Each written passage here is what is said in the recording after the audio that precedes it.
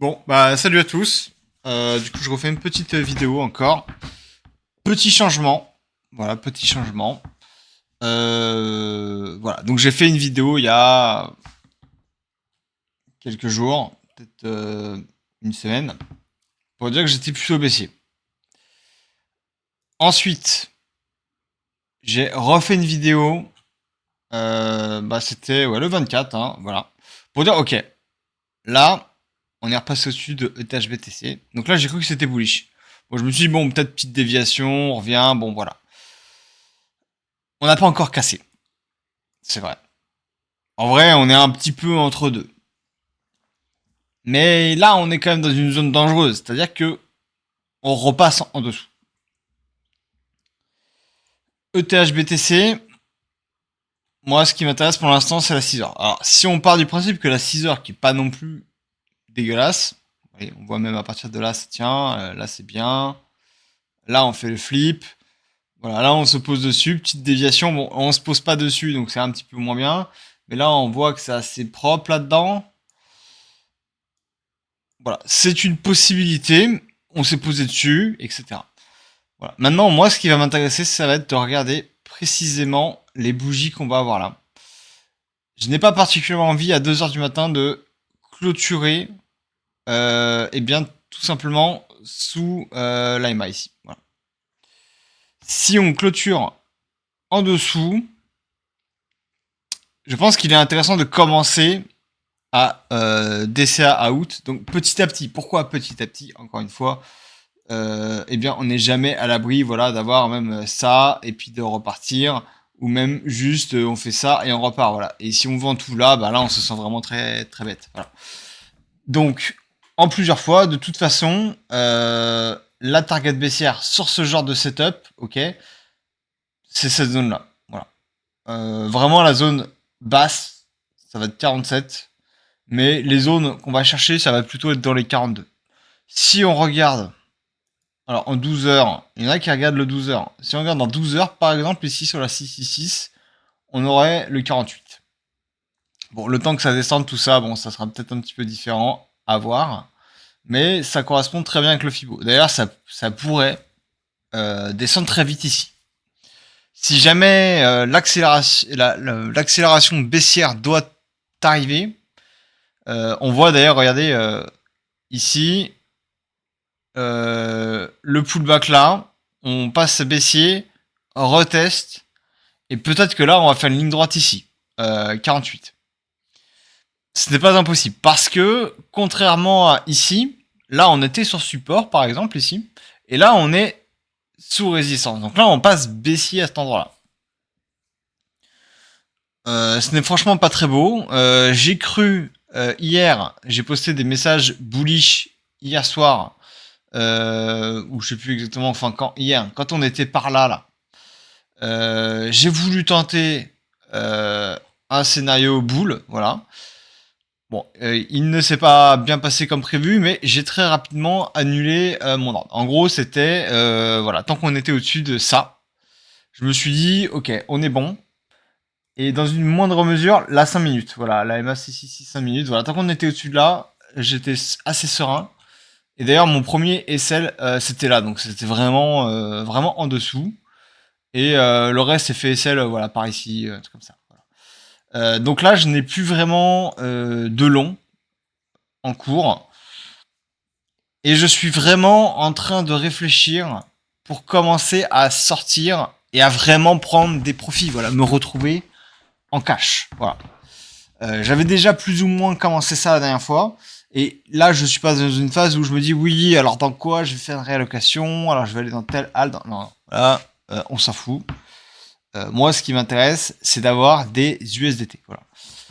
Et la réalité, c'est que il vaut mieux vendre à la limite ici et racheter 10% plus haut si ça se passe mal, que tout simplement ne pas vendre ici, ne pas vendre là, ne pas vendre là. Et puis si on vient ici, c'est la target minimum, bah encore ça va, mais ça peut commencer à faire mal, hein. On est sur du moins 20%. Je vous explique pas les altes, hein. Ils vont prendre très très cher. Depuis la tâche, ça fait moins de 32%. Et si on vient jusque dans ces zones un petit peu plus reculées, on peut aller jusqu'à moins 50%. Si on se met en daily, EMA 666 est par là, voilà. Vers le temps que ça remonte, j'imagine ce sera vers les 38 et quelques. Et le 3D, bon, le 3D ce sera plus vers les 33. Affaire à suivre. Et donc, là, vous voyez, moi j'avais un peu peur de la cloche là que j'avais dessinée là. Voilà. Bon, la cloche, non, je m'attendais à ce qu'elle monte jusqu'à ici. Pourquoi? Parce que en 12 heures, vous voyez, elle aurait été plus propre si on remontait là. Voilà. Mais on n'a pas encore clôturé vraiment en dessous. Hein. Faut faire attention, faut pas non plus enlever la cheveux avant les bœufs. Mais si jamais à 2 heures du matin, on se retrouve, on va dire, vers les 59 500. Bon, voilà. Là, je pense qu'il va falloir faire attention. C'est pas tous les jours que je donne ce genre de message. Là, on parle d'un switch de tendance long terme. Donc voilà, c'est là depuis octobre. Donc depuis octobre, ça fait 250 jours. Là, on est pour la première fois, même si j'avais déjà le doute avec la 4 heures, qui était déjà quand même... Oh bah d'ailleurs, tiens, j'avais pas vu. On rebondit sur la 666 4 heures. C'est exactement le scénario d'ailleurs que j'avais... Bah oui, mais si j'avais vu ça, j'aurais pas pris mon trade hier. C'est exactement le scénario que j'avais dit. Alors, sauf que moi, je l'attendais ici. Pourquoi? Parce que j'attendais la EMA, pas la EMA. Mais c'est exactement le scénario qui est assez récurrent quand on a ce genre de cloche. Vous voyez, bah, par exemple là, on a eu la cloche, on casse, et vous voyez, on vient, on reteste. Alors là, on a eu juste la 200, on a eu la mèche qui n'a pas touché, mais presque. Et ici, voilà, pareil, bim, on casse, et on vient, on reteste la zone. Là, on est en 4 heures. Voilà. Enfin, voilà. Et c'est assez récurrent, ce genre de concept, où on vient jusqu'à la 200, on casse et on va faire ce petit pullback derrière. Voilà. Donc c'est pour ça que moi c'était quelque chose qui m'intéressait de suivre. Voilà. Donc, je m'attendais peut-être à aller un petit peu plus haut, mais du coup vu qu'on a été là, bon, on peut dire que le scénario baissier ici en 4 heures peut être déjà validé. Et donc on pourrait aller vers l'accélération baissière. C'est tout simplement, voilà, si on est là, eh bien on peut commencer à avoir vraiment une vraie chute qui va commencer à se mettre en place. Que ce soit ici, ou là, par exemple. Voilà. Donc maintenant, si jamais la tendance devient baissière, je pense que vous avez déjà remarqué que les alts ont pris très cher. Mais imaginez si ce n'est que le début. Et j'avais même repris un tout petit peu de Lux. Possible alors, je pense que je vais le revendre. Bon là je suis à peine en perte, bon j'ai perdu 7%, bon c'est pas très grave. Mais imaginez, là on se croit au bottom, on se dit voilà on est au bottom ou quoi, regardez support machin, ok.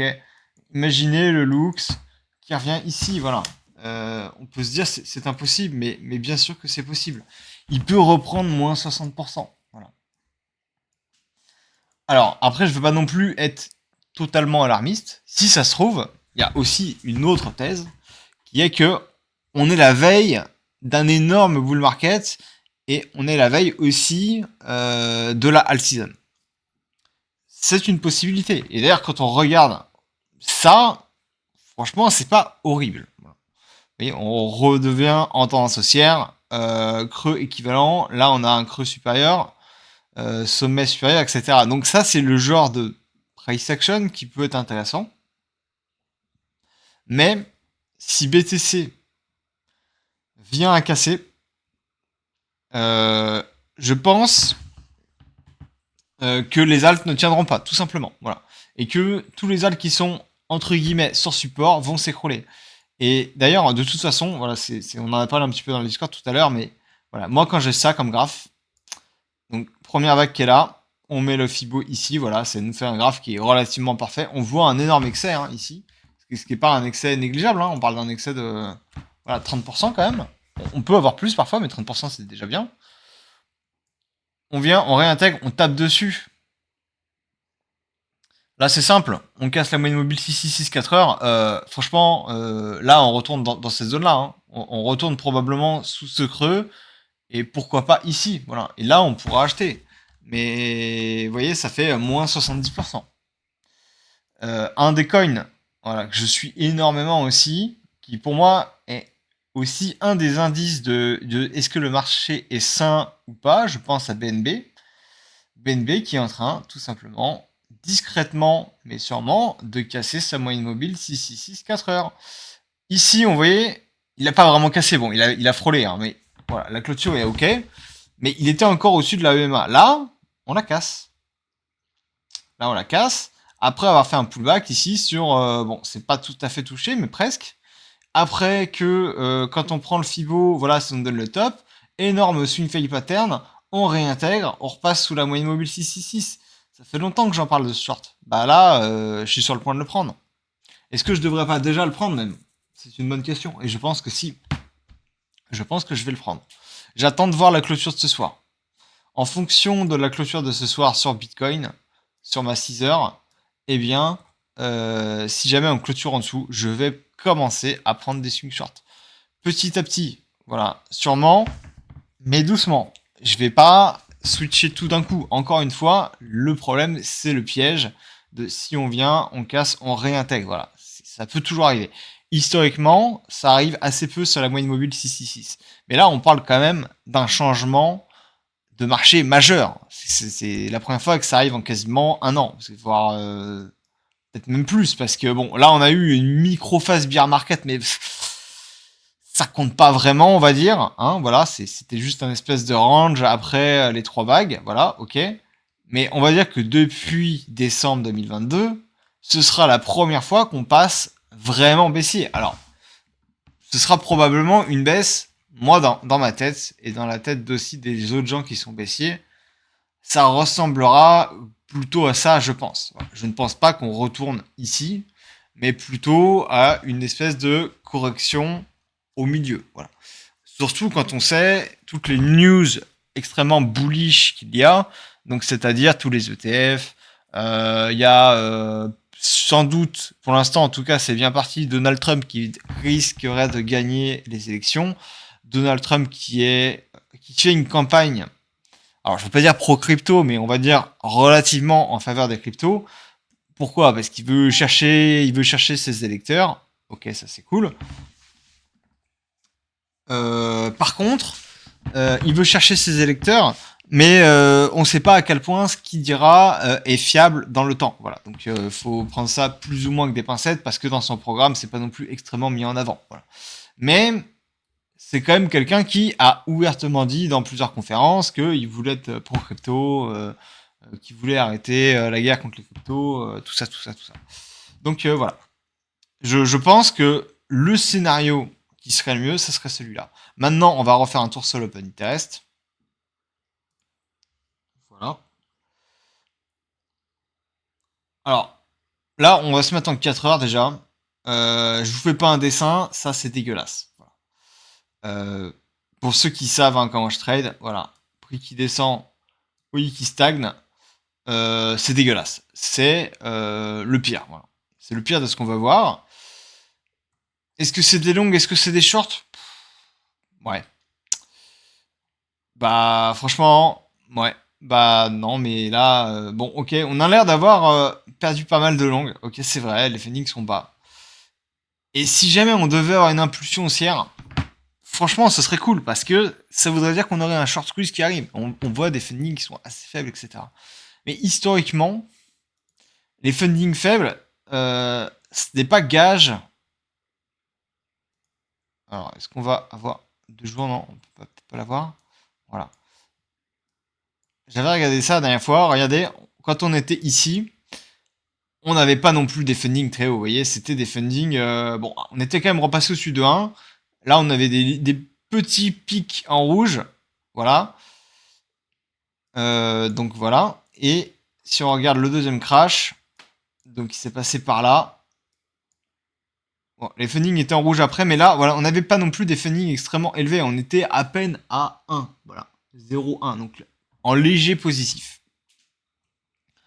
Techniquement, en ce moment, on est encore en léger positif. Si je ne me trompe pas, voilà, on est, on va dire, voilà, vers les 0,1. On est dans la norme. Donc, ok, il y a des shorts. En plus, il y a Bybit. Donc, Bybit qui est rempli, on va dire, de retails. Donc, c'est souvent là où il y a le plus de. Bah, ça sonde un petit peu, on va dire, le sentiment des particuliers, ok. Mais je sais pas, moi je sens pas trop. Voilà, c'est pas. Ça, ça me parle pas trop. J'ai pas l'impression qu'on soit, quand on voit ça, dans un scénario en mode ça se remplit de shorts. D'ailleurs, on va regarder rapidement les bougies. Est-ce que les bougies qui prennent beaucoup. Bon, là, l'open interest augmente énormément sur cette bougie, donc là, c'est peut-être des shorts. Là, ça réduit ici. Ouais, ça fait peut-être un short squeeze de short. Là, c'est vrai que ça monte aussi sur des shorts. Alors, soit ça monte sur des shorts, soit c'est vraiment le pire des cas. Et malheureusement, là, je ne vais pas pouvoir répondre à ça. Et là, le pire des cas, ce serait qu'à chaque bougie rouge, ce soit de l'open test longue qui explose. C'est-à-dire que les spots vendent pendant que les futurs achètent comme des fous, quoi. Et on va vite faire regarder rapidement le CVD. Bon. Est-ce que le CVD c'est extrêmement fiable? Non, je ne pense pas. Mais qu'est-ce qu'il nous donne comme information? Comme ça, à l'œil. Ça, c'est depuis le début de l'année, hein. Là, c'était le début du bull run. Donc, le début du bull run, on a eu quand même une espèce de phase acheteuse, là, où il y a eu du FOMO. Et depuis, là, on a que une vente agressive market de spot. Voilà. Donc, est-ce que c'est vraiment extrêmement fiable le CVD? Je ne suis pas sûr. Voilà. N'oubliez pas que les gros, regardez, même là, vous voyez, même pendant la montée, c'était pas très très fiable. Ce n'est pas incroyable cet indicateur. Et n'oubliez pas que les gros, ils aiment bien mettre leurs ordres d'achat en limite, voilà, tout simplement aussi. Alors, ils font un peu des twaps, des trucs comme ça, ok, mais il y en a beaucoup qui placent leurs ordres d'achat en limite aussi. Donc voilà, on peut très bien acheter sans acheter au marché et faire une pression acheteuse. Voilà. Mais en tout cas, je sais pas, moi ça m'inspire pas confiance cette OI. Et au vu du marché général, moi ça me donne plutôt envie d'être extrêmement méfiant. Voilà. Pour ceux qui veulent jouer le court terme, franchement, la moyenne mobile 1 minute et 5 minutes pour les 200 et 666, c'est assez royal. Voilà. D'ailleurs, même sur BTC, comme hier, hein, pareil que sur ETH, la cassure, regardez, on est porté par le prix ici. Voilà. Et hop, la cassure, c'est le début alors, du bear market en 5 minutes. Voilà. Donc là, on repasse dans une phase baissière. Est-ce qu'on va continuer en accélération ou est-ce qu'on va commencer à faire un W? C'est une bonne question. J'ai vu la vidéo aussi d'autres mecs qui font un peu d'analyse technique qui disent oui, bon, là, il y a une poche de liquidité, tout ça. Bon, ok, oui, il y a une poche de liquidité, très bien. Mais moi, si on vient là-dedans et qu'on réintègre pas au-dessus de là, moi, je me casse. Voilà. Ça, c'est ma version à moi. Chacun fait comme il veut. Mais là, je vais plutôt. Oh là, le corps, il a pris très très cher. Je vais plutôt être dans l'optique, bon, là, on va se protéger, tout simplement. On va se protéger parce que je ne veux pas me retrouver avec un wallet qui prend moins 50%, des alts qui prennent moins 50 ou 60%. Voilà. Je préfère vendre maintenant et racheter quand on a de la force, pourquoi pas plus tard. Voilà. Quitte à faire très attention avec mon spot, mais à rentrer en trading. Je sais faire du trading. Et au final, les derniers événements m'ont montré que j'étais un bien meilleur trader qu'un investisseur, voilà. Parce que même quand j'ai voulu prendre des positions entre guillemets d'investisseurs, par exemple sur des alts qui m'avaient l'air assez bien, en me disant bon, on verra ce que ça donnera plus tard parce que mon trading me dit d'acheter là. Ok, mon trading me dit d'acheter là, mais en même temps, il aurait aussi, par exemple, dû me dire de vendre ici, et je l'ai pas fait. Et du coup, sur ce token, bah là, je suis déjà à moins de 32%. Et imaginez si jamais le marché commence à devenir rouge, là, moins 32%, c'est que le début. Qu'est-ce qui nous dit qu'il va pas faire moins 85%? Voilà. Bah, absolument rien. Voilà, absolument rien. Donc, au final, je suis un bien meilleur trader que un investisseur long terme spot. Voilà. Donc, on en est là. Et moi, le but aujourd'hui, ça va plutôt être.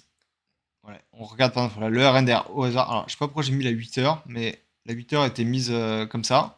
on voit que là, on est encore en train de la casser. Voilà. Donc, à peu près partout, on est sur le support final. Voilà. Et c'est pas tous les jours que je dis ça. Là, on est vraiment sur le support final, mais à beaucoup d'endroits. Enfin, final avant, on va dire, un certain retracement de peut-être 30% sur le marché. J'ai vu aussi sur Twitter. Alors, est-ce que.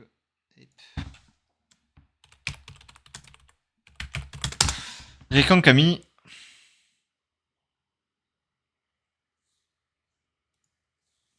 J'essaie de retrouver le vrai Rekang, c'est pas lui. Ah, il va me saouler là. J'ai pas envie de montrer mon compte perso de, de Twitter. Bon, tant pis, c'est pas grave. Et en fait, Rekang, il expliquait que bah voilà, pour lui, la majorité des acteurs crypto ne sont pas prêts à avoir une phase baissière. Et il remontrait aussi la thèse de 2021. Mais j'ai aussi la même thèse en fait. Hein, c'est pas juste pour le pomper, c'est que j'ai exactement la même vision à ce niveau-là. Donc voilà, je pense qu'il va être très important de surveiller ça. Et que là, si on perd le range à la baisse, ce qui a l'air d'être pour l'instant le cas, hein, on est quand même en train de le gratter, on va dire sévèrement là. Là, le range, moi tel que je l'avais tracé ici, vous voyez, ça c'est les bornes du range en blanc là. Alors je sais que ça fait un peu brouillon, il y a beaucoup d'infos. Mais là, c'était le bas du range. Donc là, on l'a déjà potentiellement cassé. Et là, vous voyez, on continue à gratter en bas là. Donc voilà. Donc on peut essayer de se placer en 1 minute, en 5 minutes. Je crois que la 30 minutes est très très bien aussi. Vous voyez, 30 minutes très très bien. En fait, il y a pas mal d'unités à court terme qui sont bien et qui sont intéressantes à suivre. Voilà. Donc ça va dépendre comment est-ce que vous voulez faire ça, scalping, intraday, etc. Euh, si vous pouvez vraiment vous placer dans à peu près toutes les unités de temps, faut faire juste attention bah, à pas vous faire SL tout bêtement, voilà, parce que vous voyez, regardez, la 30 minutes est parfaite, mais on a quand même ces petits excès, même si on voit que derrière, regardez, là on est vraiment réabsorbé par ces niveaux-là, on joue dessus, etc., on s'arrête dessus, mais on fait quand même ces petits excès, on revient, on retape dessus, enfin bon, voilà. Il ne faut pas se faire avoir par ça, c'est le risque. Donc il faut potentiellement être un petit peu large. Donc voilà, j'espère que vous et vos altcoins n'allez pas prendre trop cher. Je vous conseille aussi de ne pas tomber en déni et refuser d'agir et vous prendre un moins 80%. Je peux vous assurer que moi j'ai déjà pris des moins 50% sur certains tokens. Le ENA là. Ouais, je suis à moins 45. Bah je peux vous dire, je vais commencer à vendre un peu, ça va piquer, hein, mais je préfère un moins 45 que un moins 80, moins 90, etc. Voilà. Moi, ma thune, c'est aussi mon seul moyen de gagner en trading. Voilà. Et le jour où il y aura des supports, si je n'ai pas de thune, je ne peux pas acheter. Voilà, tout simplement. Donc, si je ne peux pas acheter, je ne peux pas travailler en trading. Voilà. Donc, le capital est extrêmement important. Et ok, on fait des erreurs. Je fais des erreurs sur le ENA. J'ai mis une belle somme sur le ENA, mais c'est pas grave. Voilà, je vais commencer à réfléchir à Mudge et pourquoi pas d'ailleurs, vu que c'est un protocole de stacking ou quoi. Voilà, tiens, je me suis fait SL sur ces trucs-là. Bon. Pourquoi pas prendre des shorts, mais en même temps, il faut regarder les fundings parce que j'imagine que les fundings sur ce truc sont affreusement négatifs. Et donc, si le ratio est dégueulasse, voilà, ça c'est pas possible. On ne peut pas prendre un short là-dessus, ça coûte excessivement cher. Donc on est obligé de vendre. Pourquoi? Bah, parce qu'il y a aussi en même temps des API à je sais plus genre 60-70% sur le protocole. Donc voilà, si on prend 0,044 fois 3 parce que ça c'est tous les 8 heures fois 365, ça fait 48% à l'année.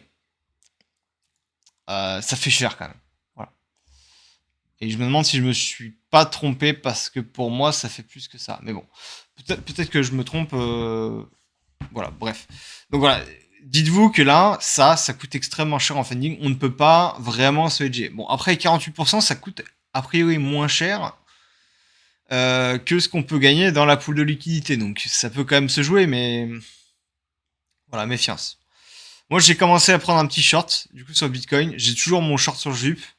Et mes quelques longs, là, je suis sur le point de les casser. Bon, de toute façon, c'était des petits longs. Voilà. Donc maintenant, pour moi, c'est clair. Je vais commencer à rentrer en mode protection. Donc j'attends encore un tout petit peu. Et ça part. Bon, voilà. Sur ce, je vous souhaite une bonne fin de journée.